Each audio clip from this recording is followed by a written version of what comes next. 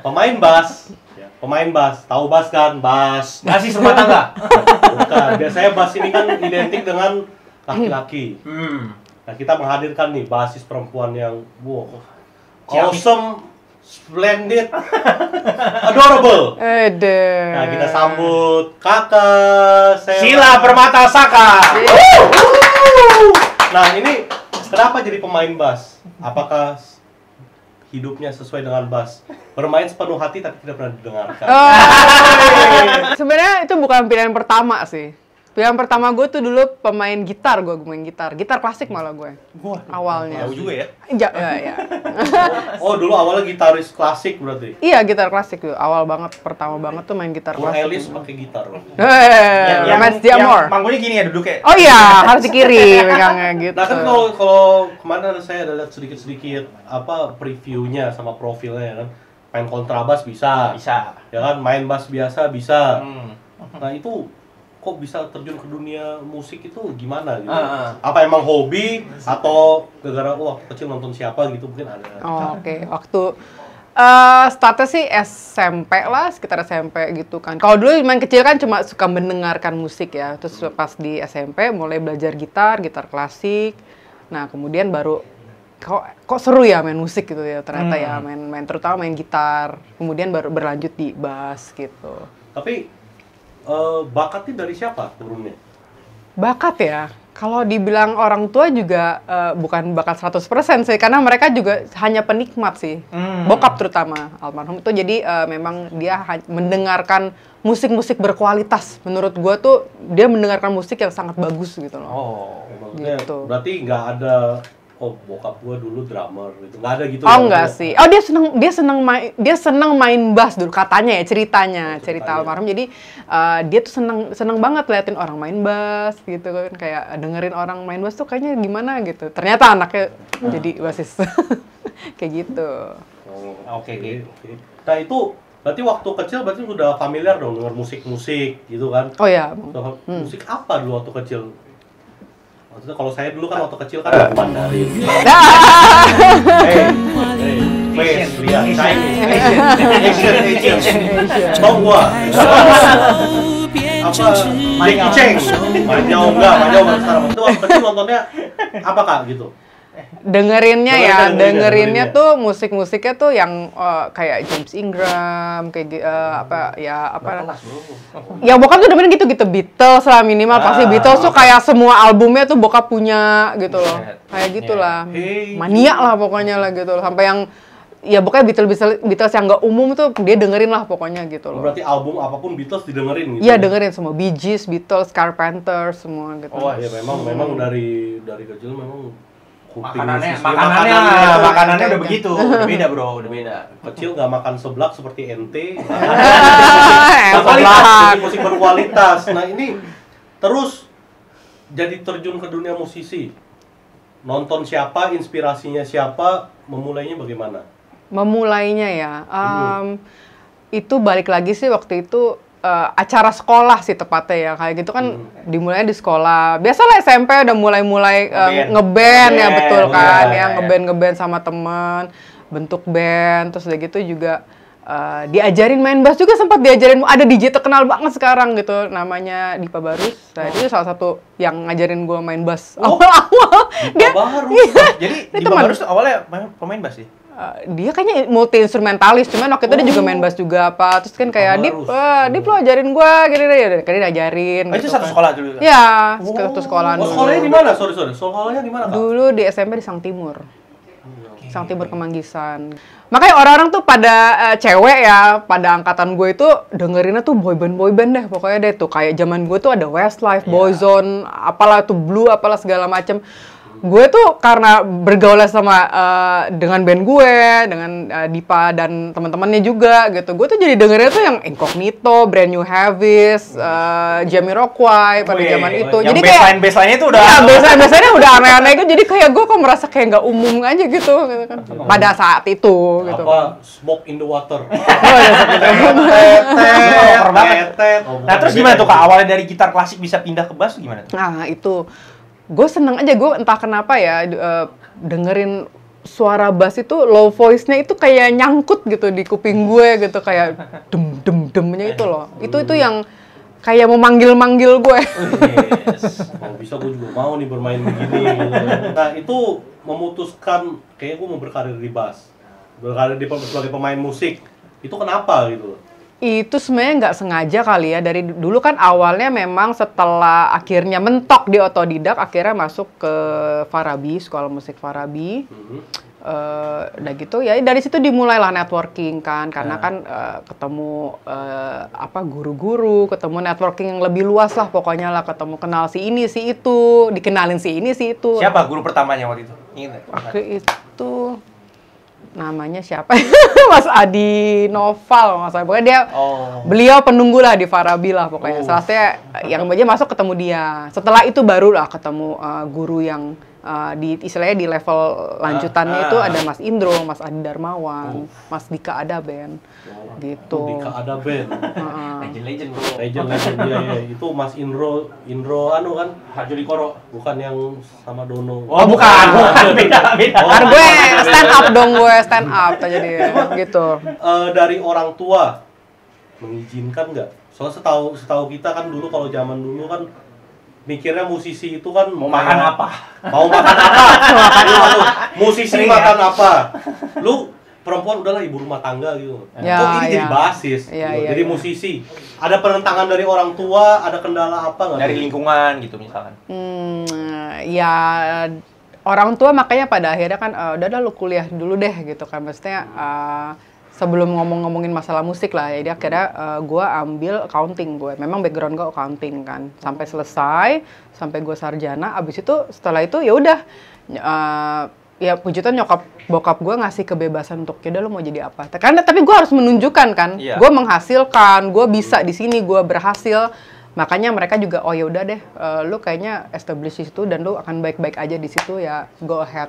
Gitu. Oh iya. Tapi begini, bermusik itu loh menghasilkan nggak sih sebenarnya waktu awal-awal?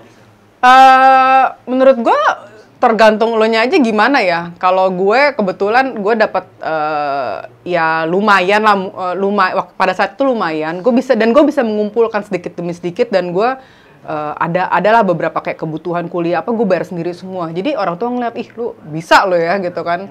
Gitu. Jadi maksudnya gue bayar apa-apa, bayar sendiri semesteran gue apa semua. Karena gue ngumpulin dikit-dikit gitu loh. Gue main di sini sana ini kumpulin bayar. Jadi mereka kayak oh lu bisa kok gitu kan. Jadi ikon wanita mandiri ya.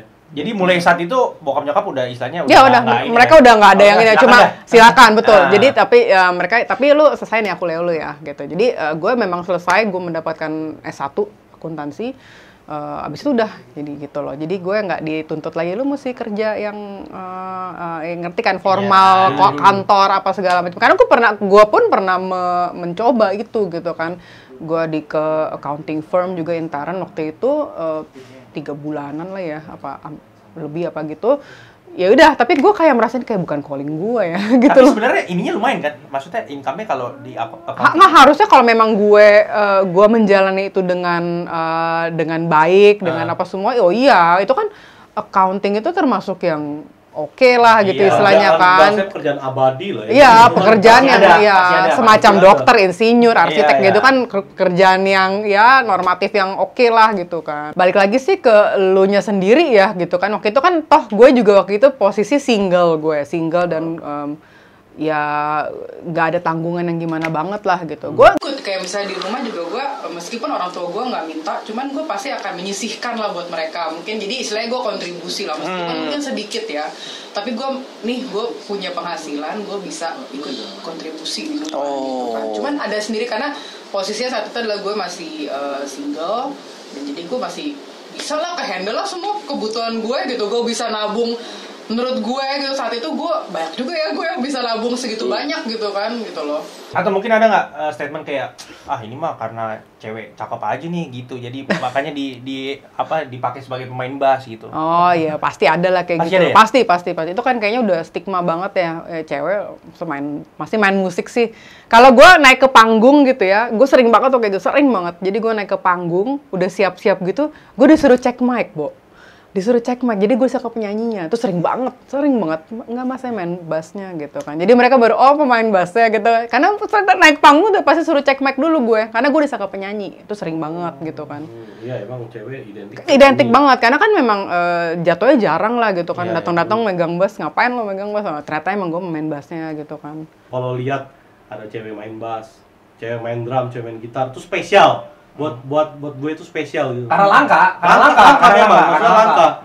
Ya mungkin di zaman itu bukan sampai sekarang sih ya, langka banget yang jago beli Kak Sila gitu lihat apa YouTube-nya tuh. Enggak. Bukan gitu. Ya, bass bisa. Itu pasti kan jadi daya tarik bagi pria-pria di luar sana. Bajingan macam ente. Pernah nggak digodain? Modus, pura-pura kenalan. Nggak ada. Banyak lah. Gue sampai, ya kan kalau sekarang gue udah nikah mungkin istilahnya udah jauh lebih berkurang. Kalau dulu kan gue single tuh ada aja deh gangguannya. Buat gue tuh gangguan ya buat gue ya. Karena iya, gue berusaha terus hidup gue. Ini value yang gue pegang ya. Gue tidak mau merusak hidup orang lain lah gitu loh dengan keberadaan gue. Jadi gue berusaha untuk lurus-lurus aja. Jadi kalau ada gangguan dari manapun itu ya enggak deh. Gue kayaknya memilih untuk udah deh lu urusin hidup lo sendiri deh gitu loh. Cara nolaknya gimana tuh supaya mereka juga nggak tersinggung gitu kan? Kan pasti misalkan ngajak-ngajak kayak kita bikin project bareng atau apa, kan pasti ada modus-modus gitu tuh. Gimana cara nolaknya gimana tuh Kak? Atau mungkin karena gak ganteng aja Anda yang sudah gak ganteng, gak kaya lagi. Bukan, mungkin ya kan. Gimana nolaknya gitu? Cara nolaknya gimana tuh Kak? Gue bersyukur gue diberkahi, kayaknya ada intuisi gue kayak ini orang nih rada aneh nih, ada menjurus kemana. Itu gue udah langsung dari awal cut. Ya main cantik lah istilahnya gue. Soalnya ini gue lagi sibuk banget, nggak bisa gue apa gitu kan. Nggak bisa, tapi kan karena itu gue bilang gue tidak mau merusak kehidupan orang lain, kebahagiaan orang lain. Mungkin buat dia seneng-seneng aja kayak gitu ya. Cuman gue kan kayak sorry ya, gue lagi sibuk nih apa gitu kan. Jadi gue nggak mau terlalu nanggepin lah istilahnya gitu. Dulu sebelum waktu kerja di accounting atau mungkin sambil main bass gitu ya, ada pekerjaan lain nggak memang gitu? Ada maksudnya kerjaan apa, kantoran lain atau jualan atau begitu, ada nggak? Enggak sih. Nggak, memang fokus di musik nih. Fokus di musik banget gitu ya, fokus. Harus. Makanya jago bro, kalau fokus pasti nggak jago. Ini anak buahnya dulu. Iya, saya ngefans sama Kasila. Ini senior gue banget nih. Umurnya. Pengalaman berkarya pertama yang paling mengesankan apa?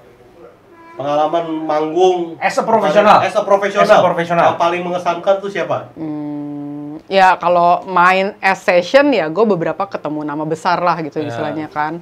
Yang ya gue bersyukur untuk itu juga. Tapi kalau buat gue yang pertama kali gue menginjak di dunia profesional itu gue bersama teman-teman gue di Starlight. Itu band gue yang dulu namanya Starlight. Jadi kami itu bertiga. Jadi gue bass, ada Jane Piala di drum, satu lagi Rika Astari itu di piano. Itu bener-bener yang cewek semua bro. Iya gitu kan. Karena memang temenan di Farabi ini. Mereka Farabi semua. Angkatannya kurang lebih sama lah. Kurang lebih sama angkatannya. Jadi ketemu. Para wonder girl ya. Nah itu.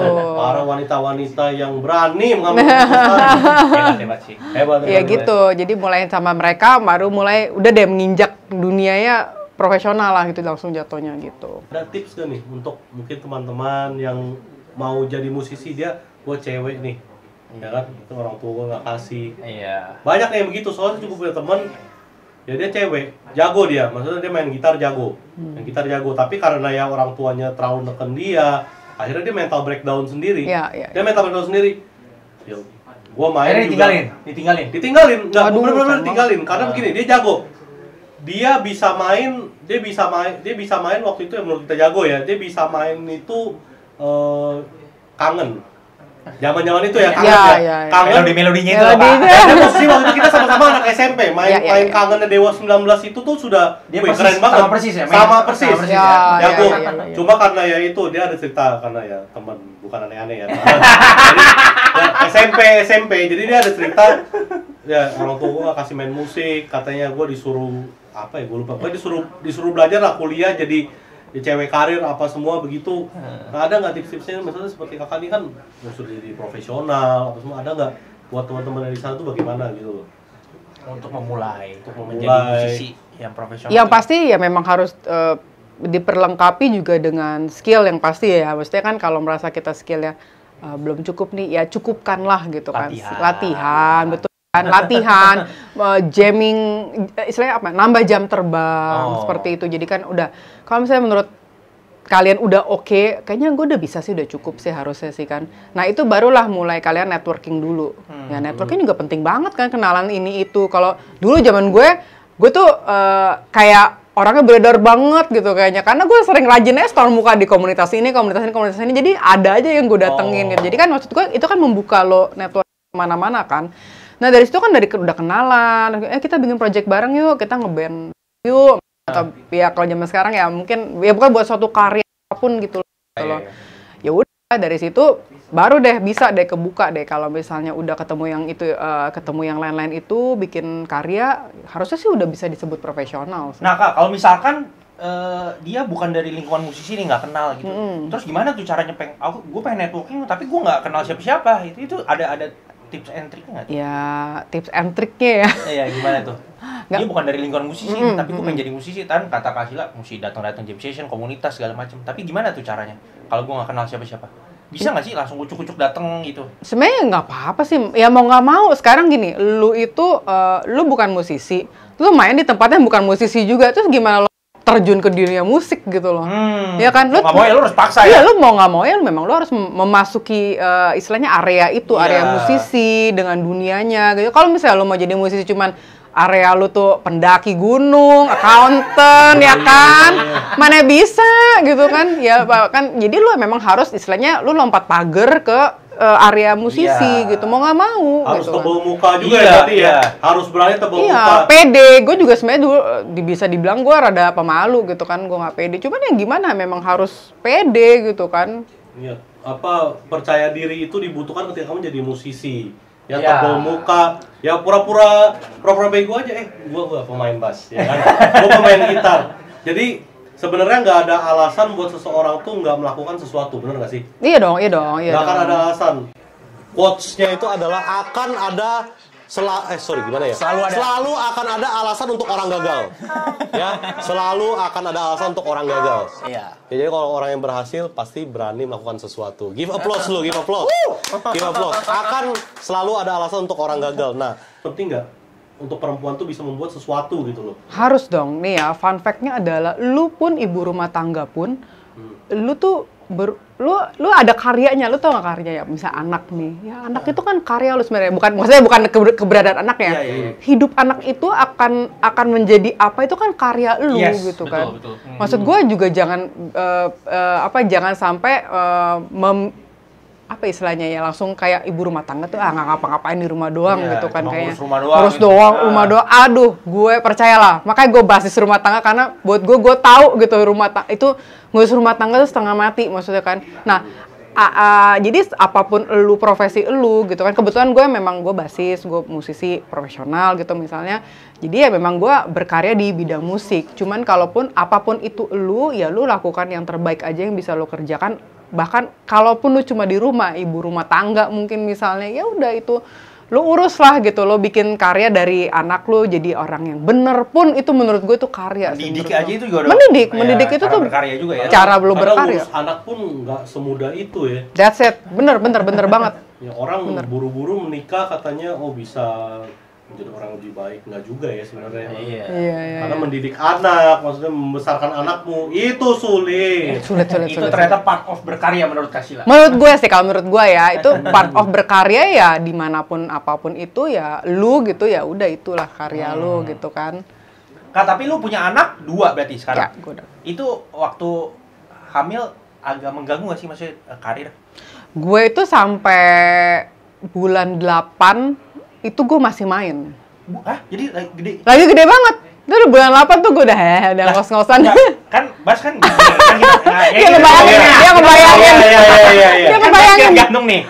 Ini kan lagi gede-gedenya nih. Duduk. Duduk. Duduk.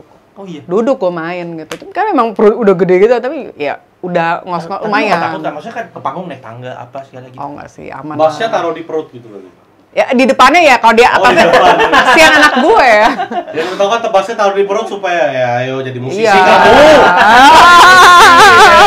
Bisa jadi taruh. Tapi gitu. gila ya, maksudnya sampai 8 bulan tuh gede-gedenya tuh masih Itu tetap gede, suami nggak ngos-ngosan ngomel? gue. Ya, Enggak, iya. enggak. Itu nggak itu? Enggak sih. Gue juga udah bilang sama dia kan, gue ya seneng gitu. Maksud gue senang melakukan ini. Dan tapi gue juga milih-milih tempat mainnya ya. Oh. Kalau kayak gue main tempat-tempat yang udah istilahnya kayak klub. Dunia malam. Ya dunia malam gitu-gitu sih gue udah langsung gue resignin gue langsung gitu kan.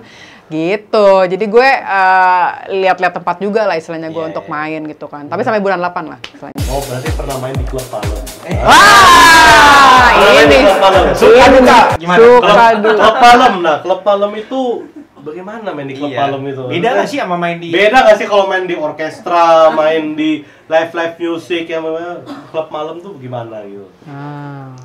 Ya gue berapa kali main lah, cuman ada satu yang memorable banget lah buat gue ya. Jadi gue pernah ngiringin lah, adalah satu penyanyi lah, terkenal lah pokoknya gitu kan. Gue Sekarang masih terkenal. masih terkenal. Nanti gue kasih tau namanya nanti. Jadi apa namanya? Gue mainnya nginin si ini ya. Oh ya oke, latihan apa bla. Biasanya latihan, cuman lagunya sudah mencurigakan, lagunya IDM gini gitu kan. Seru lagu. Tapi gitu ya, disco lah, seru. Gue sih seneng aja ya kan. Gue kan apa aja lah gitu istilahnya kan. Ya udah terus gitu udah hari H datang ya ke tempatnya di sini daerah daerah sana lah gitu kan. Gue kayak udah mulai curiga, oke gitu kan. Sudah gitu udah dateng, gue masuk, terus gue udah kayak ini kayak gue Salah nih. Jebak ini. Kena trap nih Gue. Cuman nggak karena gue sama temen gue satu lagi yang udah ada salah satu sahabat gue lagi, dia kayak udah nggak apa sih, udah nggak apa gitu kan. Oh ya udah gitu. Tapi gue udah pas gue udah sampai tempatnya gue langsung bener nih gue main tempat kayak gini. Udah gue pikir ya udahlah mungkin live music biasa aja udah. Udah dong, gue datang masuk.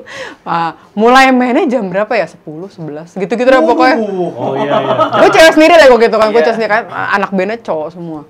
Terus udah gitu ya udah gue masuk main, datang mulai mainnya udah jam 10 jam 11 gitu.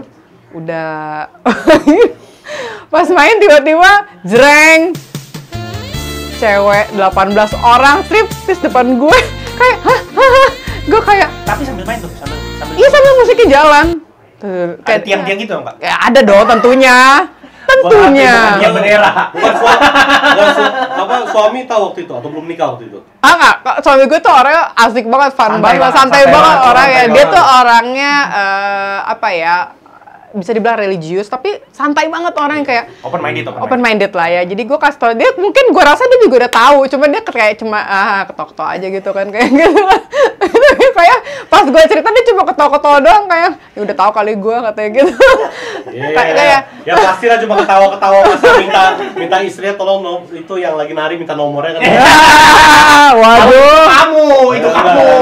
Ya gitu. Saya tidak begitu. Udah curiga pas masuk kan tiang-tiang gitu, pas gitu masuk tiba-tiba 18 orang. 18.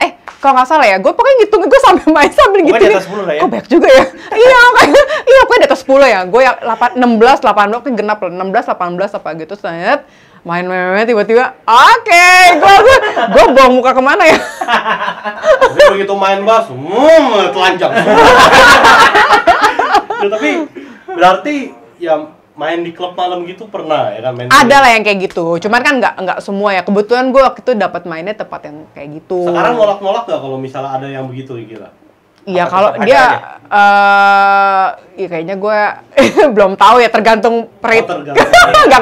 Kalau dia bagus, ya bisa dipertimbangkan. Jadi bisa dipertimbangkan. Karena kan gue kan bener-bener pure gue main musik kan. Gue disitu kan gue nggak ngapa-ngapain gitu. Saya lo mata-mata lo gitu kayak istilahnya kan. Kalau gue sih gitu. Sepanjang buat gue ya moral gue di sana gue main musik gitu loh, udah gitu kan. Tapi di itu nggak dicekokin minum, ada penonton datang, ayo minum. Oh enggak, kalau kayak gitu kan gue sering banget. Gue zaman dulu main di nightclub, di Cigar Lounge apa gitu kan, gue dibuka-bukain botol gitu, bawa pulang gue. Nggak, bawa pulang, gue bukan minum gue. Kalau gue minum, kalau yang lain mah gue bagi-baginnya ke siapa gitu. Mau bawa pulang kasih anaknya mungkin. Apa? Waktu itu gue belum punya anak. Itu belum punya anak, suaminya berarti. Ya, suaminya gue gitu. Jadi gue ya bukan kadang-kadang suka dikasih shot-shot kecil gitu. Oke, gue belaga minum depan dia gitu. Botolnya gue bawa pulang atau misalnya botol kan lumayan mahal-mahal gitu kan. Kadang-kadang gue kasih ke waiternya. Gue nggak tahu dia mau jualin lagi, serah deh. Nah sekarang kalau misalnya kerjanya profesional di musik, nah itu dapat red card-nya berapa? Maksudnya bayarannya berapa kalau misalnya di profesional? Range aja. Supaya bisa memotivasi juga nih untuk ya perempuan-perempuan Indonesia yang bisa berkarir di musik. Ya daripada saya jadi ibu rumah tangga, belum tentu suami saya setia, mendingan saya begitu. Nggak salah. Siapa tahu kan, nah mungkin bisa nggak sih hidup di musik dengan jadi profesional dalam band, dalam orkestra, bisa nggak sih hidup gitu loh?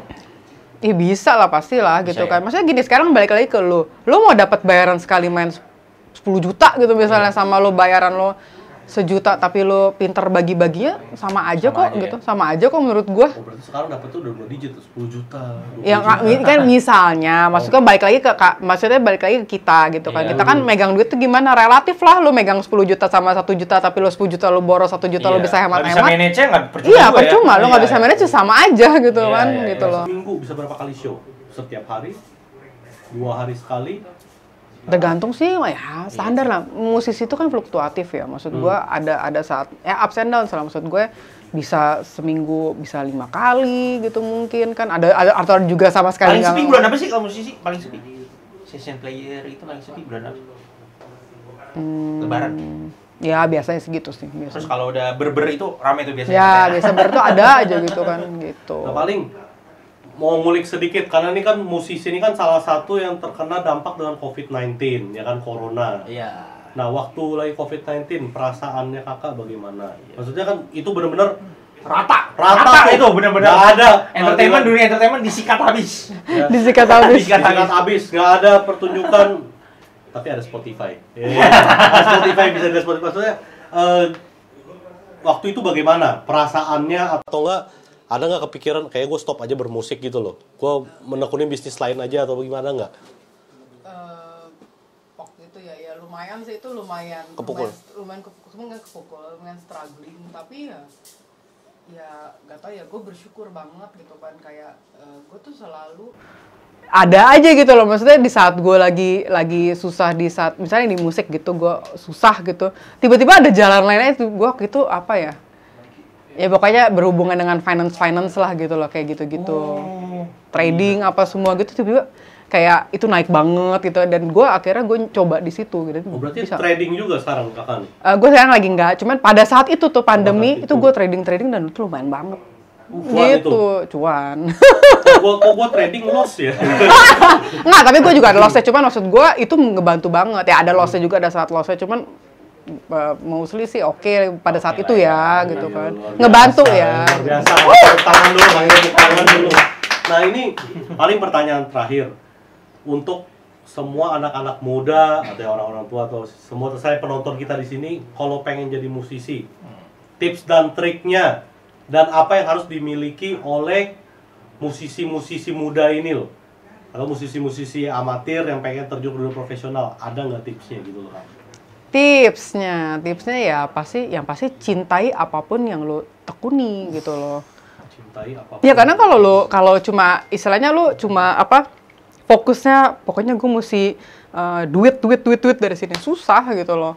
Berarti bukan cuma duit ya? Oh iya dong, tetap lo harus ada kecintaan di apa yang lo tekuni. Iya. Terutama kayak misalnya gue main bass, gue harus segitunya gitu sama bass gitu loh, jadi kan. Karena kalau lo cuma kejar duit, ketika duit itu nggak datang, lo akan kecewa, lo berhenti.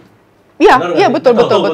Di saat udah mentok semua, kok kayaknya gue udah dapetnya segini aja sih. Lo pasti akan kecewa dan ya udah berhenti. Kalau lo suka, lu cinta banget sama ini, ya apapun yang terjadi ya lo akan tekunin sampai nanti akan ada jalan keluarnya lah istilahnya gitu. Oke, Kak Sheila, untuk kedepannya nih kira-kira lagi sibuk apa ini? Maksudnya mungkin bisa lagi berkarya apa atau mungkin ada promo-promo apa? Yang paling deket sih bulan depan ini band gue Starlight itu kan jadi 9 tahun lalu tuh Kami tuh ada apa namanya, ada launching album lah gitu kan. Cuman memang pada saat itu launchingnya terbatas sekali karena memang keterbatasan sosmed juga belum ada segala macam gitu. Jadi ini mau sekalian digitalize di platform-platform lain. Bulan depan sih rencananya sih. Awal bulan depan Starlight albumnya akan relaunching lagi. Nah, spesifiknya bagaimana tuh? Maksudnya apa aja yang mau ditawarkan kepada penontonnya? Apakah bikin showcase atau bikin gimana? Nah, kalau showcase mini concert mau banget, tapi kesulitannya adalah, jadi kan kami kan bertiga kan. Kalau aku sama si Alsa ini kan memang masih di sini kan.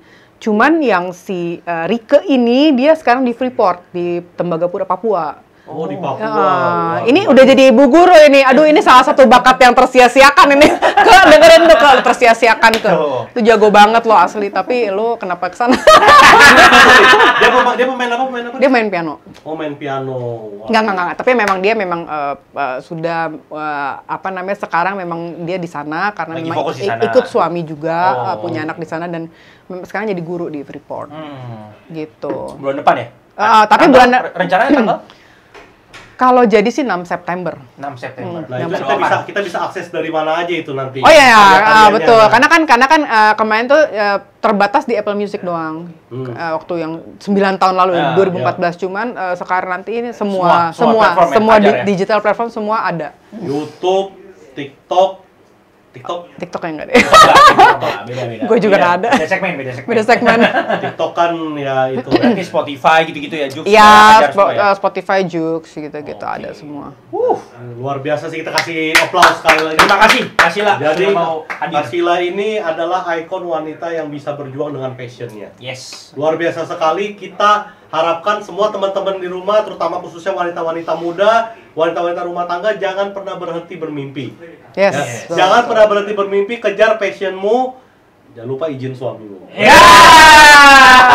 Oke lah, kita thank you atas kedatangan Jesela. Terima kasih, Kasila. Semua yang sudah diajarkan kita makasih banyak. Ya semoga bisa menjadi inspirasi buat kalian untuk memulai sesuatu. Yes, jangan lupa like, share, subscribe, dan komen. Thank you buat semua yang sudah nonton. Dan goodbye. Bye-bye. Bye-bye. Dadah.